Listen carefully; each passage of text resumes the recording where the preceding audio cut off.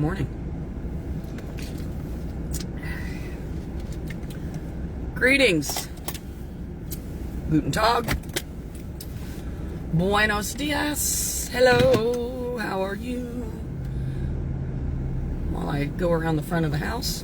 Actually, I think I want to play with this phone holder. Here, hang on. Sorry, guys.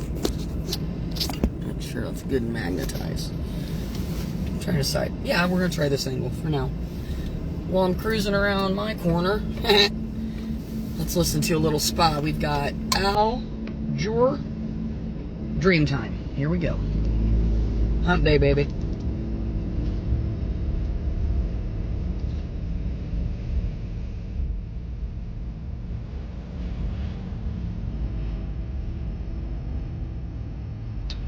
I'd like for you to sit and listen for just a bit longer and clear your mind and your ears for a conversation with me.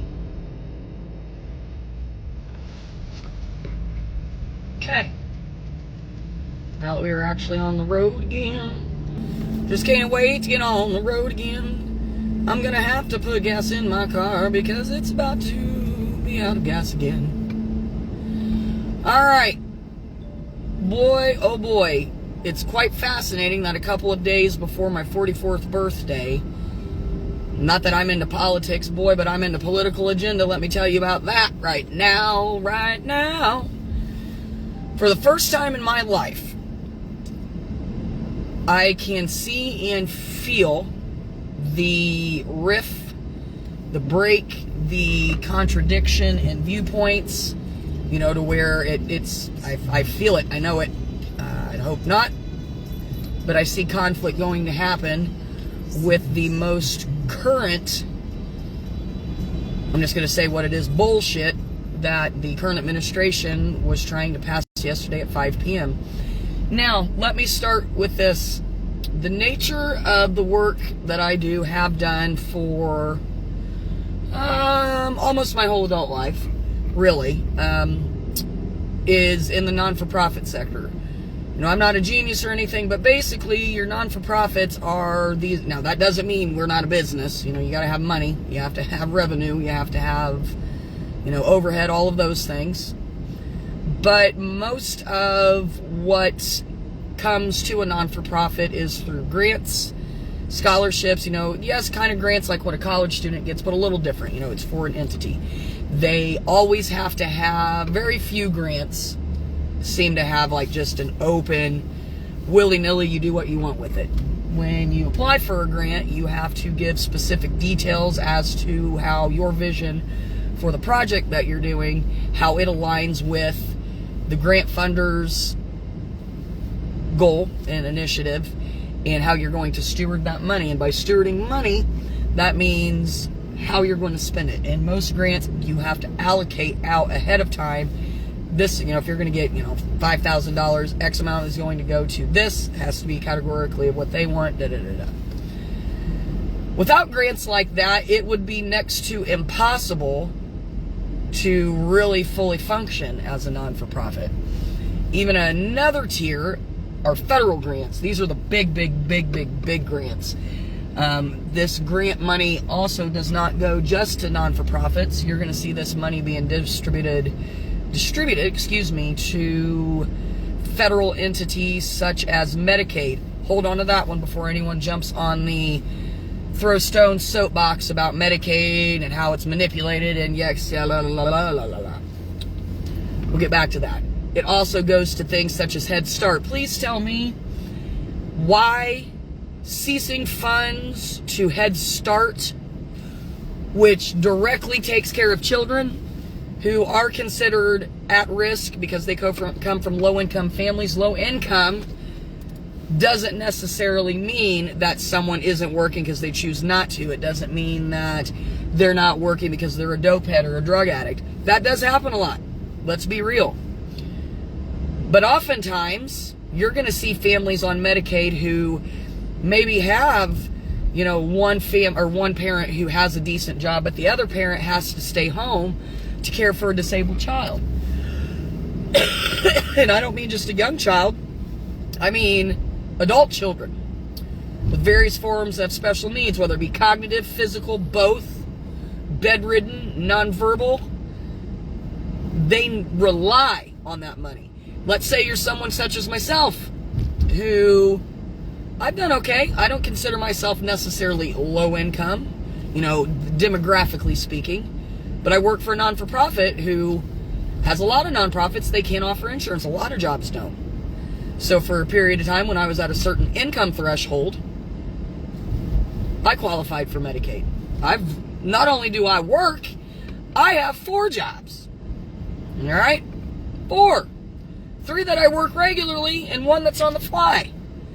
So you can't tell me that I'm not a worker. Now, with that being said, my income is drastically higher than it was in the past. So guess who doesn't qualify for Medicaid?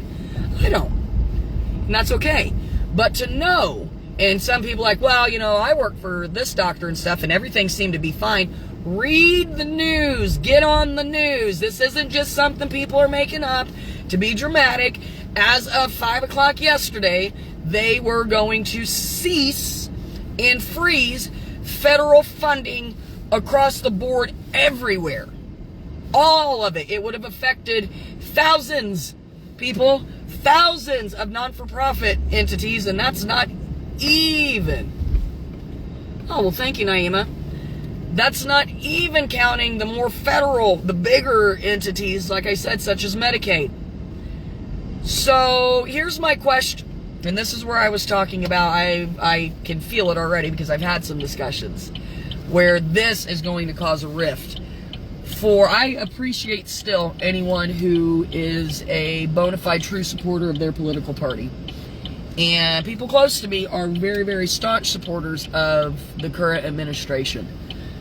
But what I'm going to challenge not only them and other people who have the same viewpoints, I respect you, I love you, cool, whatevs, but let me ask you this.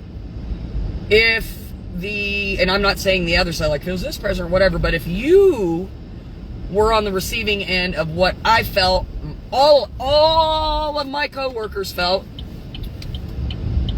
all of my colleagues in this community, all of them, how they felt when we heard yesterday about what the hell was about to go down, and it's only being halted until Monday. Thank God that there's some people going to get behind this. And if you have to do something like this, you have to make sure you're going at it the right way. Doing it in this form and causing mass literal chaos for so many people it's cruel, unnecessary, tyrannical. Pick your adjective. Pick your adjective.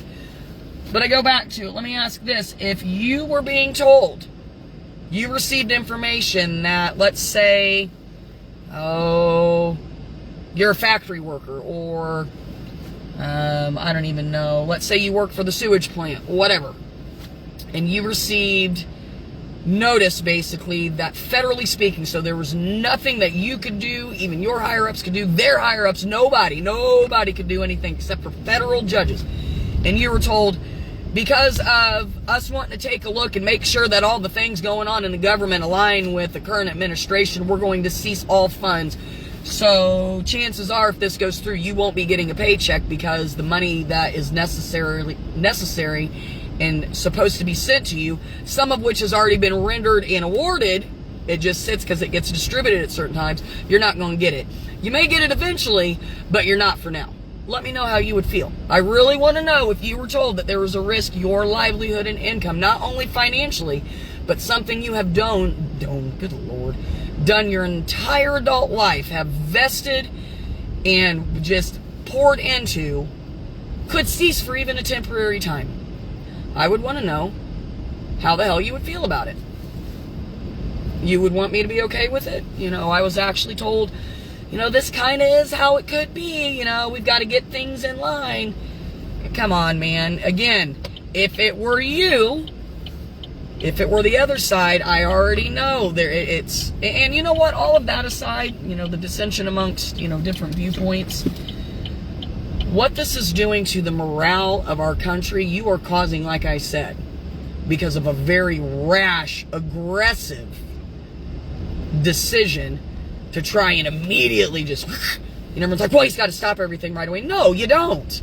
That's not how you do it. Enact something that's in essence, and excuse me, I'm going to end up offending someone. Well, you can't say it's martial law. It's not that. It's not martial law across the board, but it's basically dropping martial law on the non-for-profit sector. Explain it to me. Re-explain it to me. If you don't like that term, explain to me what it is. And again, why I need to be okay with it. And if you can convince me, I'll be okay with it. So with that being said, I'm going to be following this story very closely. I want to know the updates. Anyone who typically follows things like this, what is the most reputable and best unbiased, if you can even have something like that, news source to gather information in regards to things like this? I would love to know, because I want to make sure I'm educating myself appropriately and wanting to stay abreast. For those of you who are still staunch on, well, this is how it is, we'll see. We'll see how you feel. If then in turn some of these stipulations and edicts or whatever the hell they are, how, if it really were to affect you, what you would think about it. And then get back with me. With that being said, guys, let's pray for one another. Let's pray for our country. Let's pray for the culture in which we live in.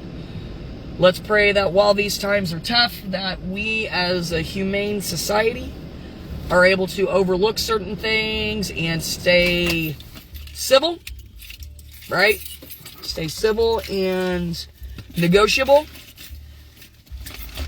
and try to get through this. And for those of us that are looking down the barrel of this massive cannon, we got to hang in there. I would just say, kind of like me, try and keep yourself educated so you know what the next steps are, at least at the level that is out of our control.